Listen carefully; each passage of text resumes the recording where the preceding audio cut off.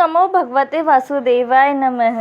आप सभी का हमारे चैनल पे हार्दिक स्वागत है। आज है 22 अक्टूबर और आज हम आपको सुनाने जा रहे हैं कार्तिक महात्म्य का अध्याय 5वां।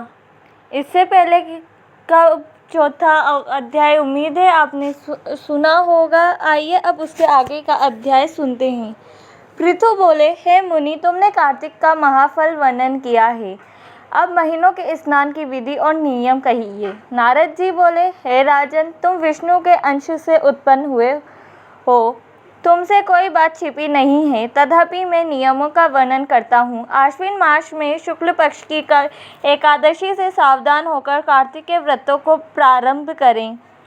पहर रात्रि रहे तब प्रतिदिन उठे और जल का पात्र लेकर ग्राम से बाहर उत्तर दिशा को जाए। जनेऊ को कान पर चढ़ाकर उत्तर को मुख करके भूमि पर तृण बिछावे और सिर को कपड़े से ढक ले। मुख को बंद कर थूकना और श्वास लेना बंद करके मल मूत्र का त्याग करे। जो रात्रि हो तो दक्षिण को मुख करे। जो मल मूत्र द्वारा शरीर की शुद्धि और जो मुख शुद्ध नहीं करते हैं उनके मंत्र फलदायक नहीं होते, इसलिए दातून करना उचित है।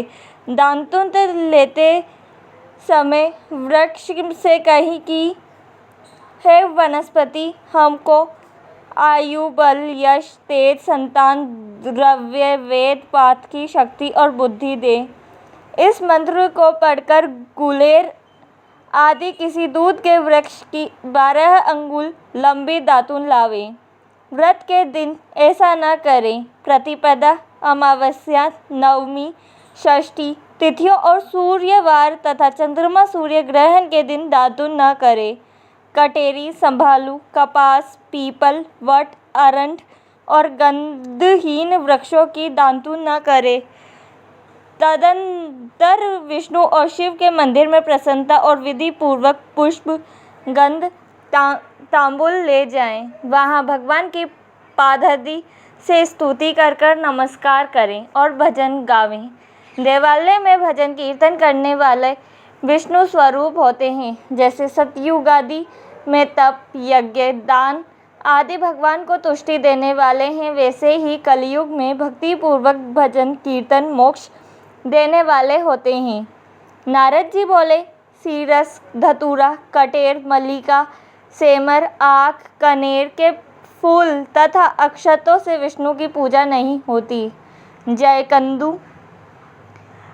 सीरस, चमेली, मालती, केतकी आदि के फूलों से सूर्य की पूजा लक्ष्मी चाहने वालों को करना उचित नहीं है। यथा योग्य विधि से ही देवताओं की पूजा करके भगवान से क्षमा प्रार्थना करें कि हे सुरेश्वर, हे देव, मैंने मंत्रहीन भक्ति की और क्रियाहीन पूजन किया है, वह परिपूर्ण होवे।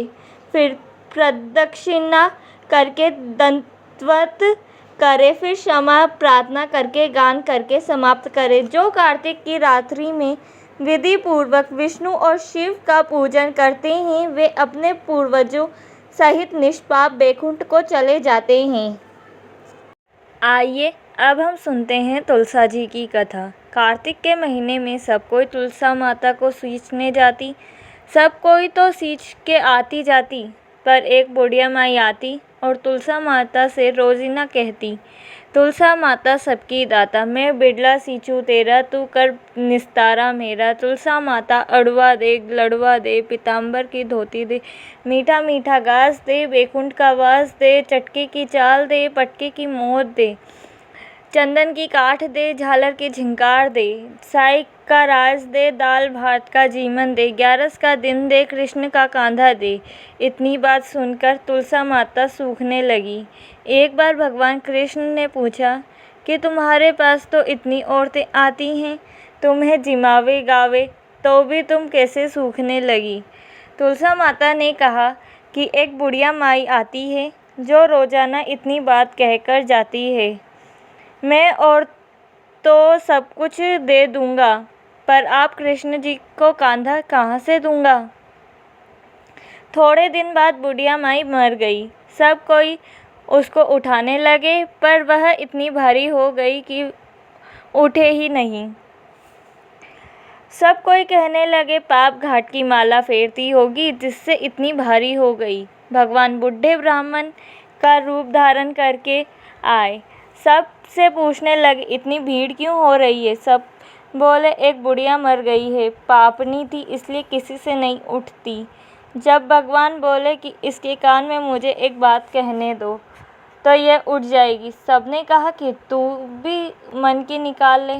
भगवान ने जाकर उसके कान में कहा, बुढ़िया माई तू बिड़ला सींचे मेरा, मैं करूँ निस्तारा दे तेरा। बुढ़िया माई अड़वा ले गड़वा ले, पीताम्बर की धोती ले, मीठा मीठा घास ले, बैकुंठ का वास ले, चटके की चाल ले, पटके की मौत ले, चंदन की काठ ले, झालर की झिंगार ले, साई का राज ले, दाल भात का जीवन ले, कृष्ण का कंधा ले। इतना सुनते ही बुढ़िया माई हल्की हो गई। भगवान कांधे पर ले गए, उसकी मुक्ति हो गई। है तुलसा माता जैसी उसकी मुक्ति करी, ऐसी हमारी करियो।